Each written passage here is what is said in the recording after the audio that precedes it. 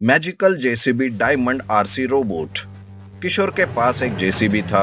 एक दिन जेसीबी लेकर वो कंस्ट्रक्शन साइट पर काम पर जंगल के रास्ते से जा रहा था कि तभी अचानक उसका जेसीबी किसी चीज से टकरा कर रुक जाता है। किशोर नीचे उतर कर देखता है तो वहाँ एक बड़ा सा बॉक्स पड़ा हुआ रहता है। अरे ये कैसा बॉक्स है? दिख तो अजीब रहा है। क्या किसी खजाने का तो नहीं ये बॉक्स?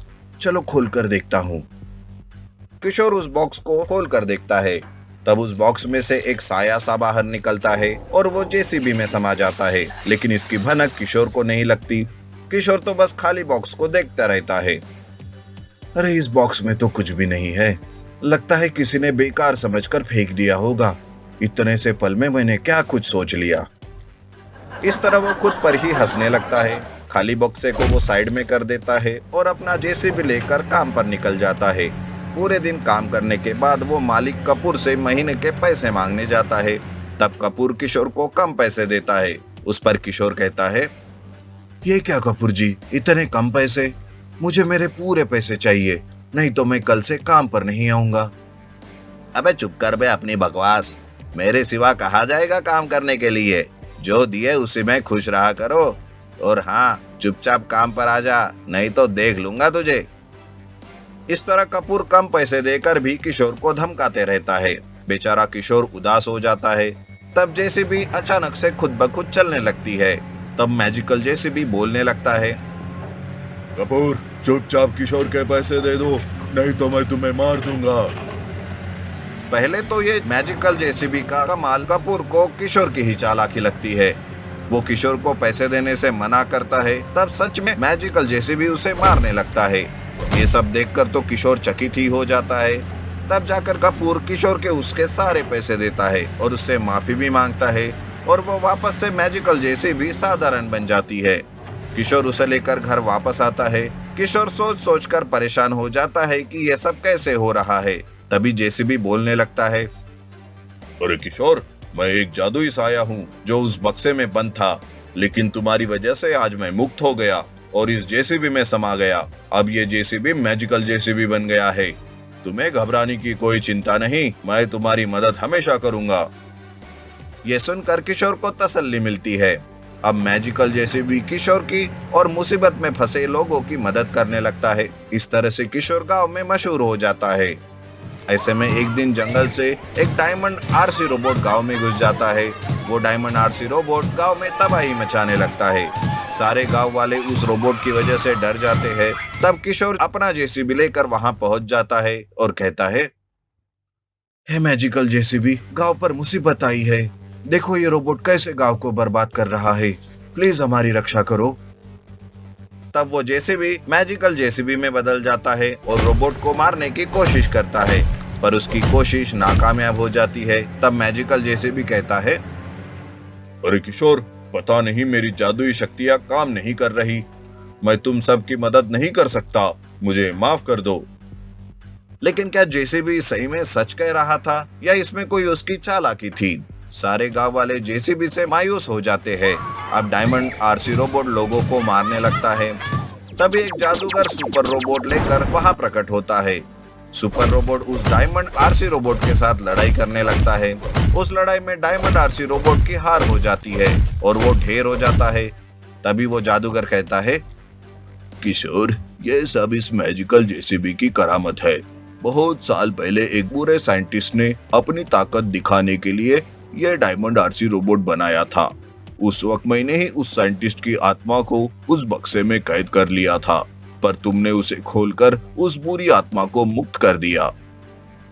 नहीं नहीं जादूगर, आप झूठ कह रहे हो। मेरा मैजिकल जेसीबी तो बड़ा ही अच्छा है। आज तक उसने तो हमारी मदद ही की, किसी का कोई नुकसान नहीं किया। हाँ, मुझे पता है। वो इसलिए क्योंकि वो तुम्हारा विश्वास जीतकर तुम पर ही वार कर सके। सारे गांव वालों को मैजिकल जेसीबी की असलियत समझ आती है।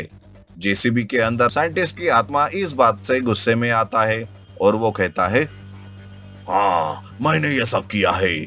जादूगर, तुम बार बार मेरे रास्ते में आते हो, मैं अब तुम्हें नहीं छोड़ूंगा। मैजिकल जेसीबी जादूगर पर अपना जादू आजमाने लगता है, पर जादूगर उस आत्मा को जेसीबी से बाहर निकालता है और उसे फिर से वापस बक्से में कैद कर लेता है। किशोर का वो जेसीबी अब फिर से साधारण जेसीबी बन जाता है और जादूगर उस बॉक्स को लेकर वहां से चला जाता है। Remote control JCB versus magical siren head. Manoj और सुंदर दोनों दोस्त जंगल में पार्टी करने गए थे। जंगल में घूमते वक्त अचानक उन्हें एक स्पेसशिप तेज आवाज के साथ जाते हुए दिखाई देता है। उसे देखकर सुंदर कहता है, अरे ये किसी एलियन का स्पेसशिप है, चलो यार यहाँ से जल्दी से भाग जाते हैं।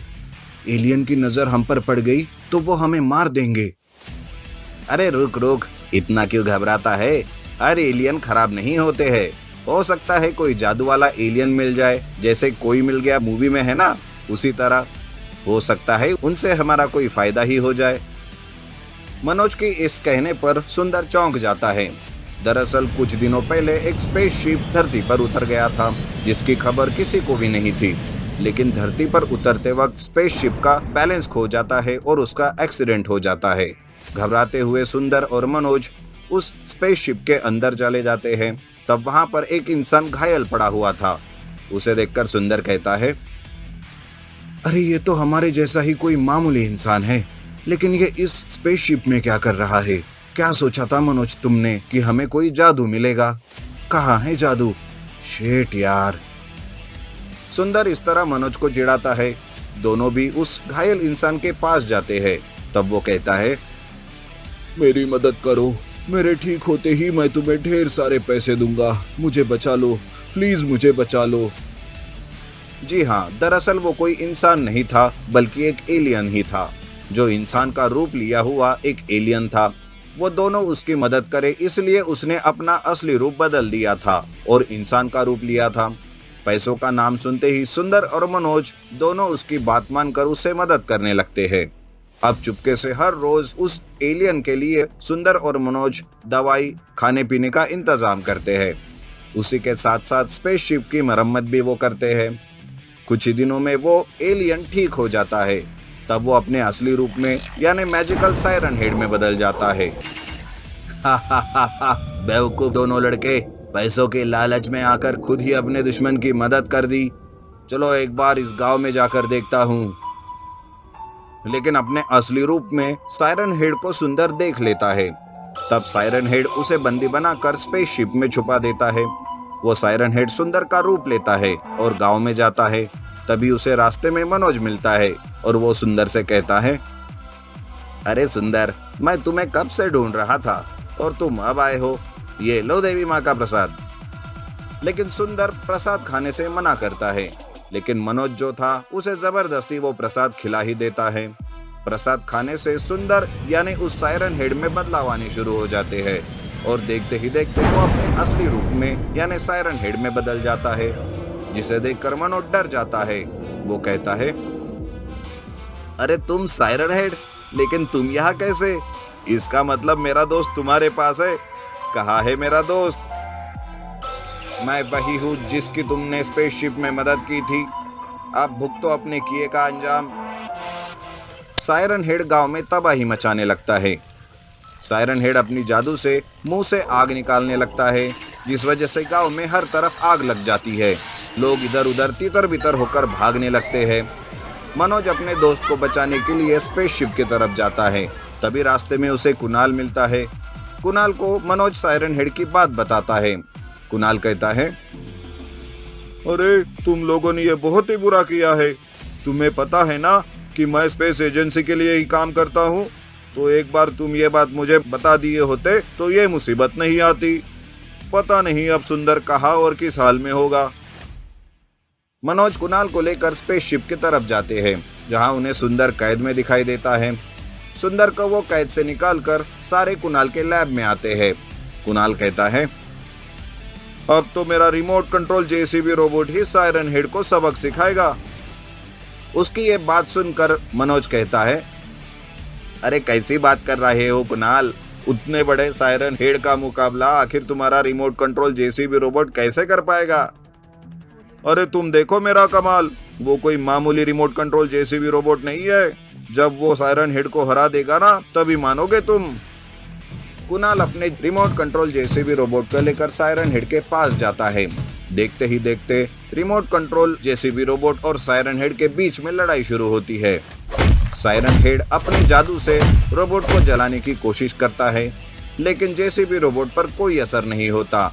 देखते ही देखते जेसीबी रोबोट सायरन हेड को मार गिराता है। उस सायरन हेड को उसी के स्पेसशिप में बंद करके दूर एक समुंदर के बीच में फेंक दिया जाता है। इस तरह जेसीबी रोबोट ने सायरन हेड से पूरे गांव वालों को और दुनिया वालों को बचा लिया।